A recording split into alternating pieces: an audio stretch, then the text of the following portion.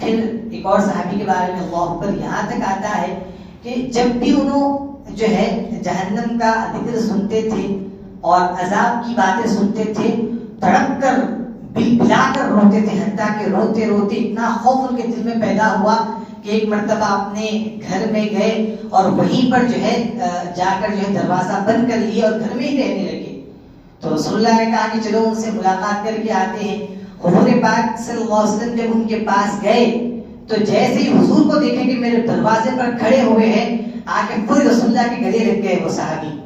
گلے لگنے کی دیر تھی، اسی دیر میں آپ کی روح جو ہے چلی گئی، اب سے حضور سے پرواز کر گئی روح، اور جب دیکھے تو جیسے ہی الگ ہوئے رسول اللہ سے وہ جو ہے مر کر نیچے آ گئے، زمین پر آ گئے۔ تو حضور پاک صلی اللہ علیہ وسلم نے صحابہ کرام سے کہا کہ ان کی تجہیز اور تکفین کرو، مطلب ان کو دفن کرنے کی تیاری کرو۔ اس کے بعد حضور نے ایک جملہ فرمایا، کہا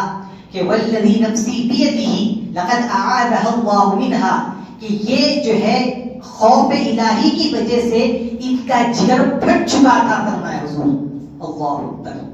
خوف اور خشیت کی وجہ سے جگر پارا پارا ہو گیا تھا، اور جو خوف لے کر یہ جی رہے تھے، جس خوف کے ساتھ یہ زندگی گزار رہے تھے، اس ذات کی قسم جس کے قبضے قدرت میں میری جان ہے، یقیناً اللہ نے ان کو اس آگ سے محفوظ کر دیا۔ خوف اور خشیت کی وجہ سے اب ہم اگر تبدیلی اپنے اندر لانا چاہتے ہیں، مغفرت اور بخشش چاہتے ہیں، وہ خوف اور خشیت ہم کو پیدا کرنا پڑے گا۔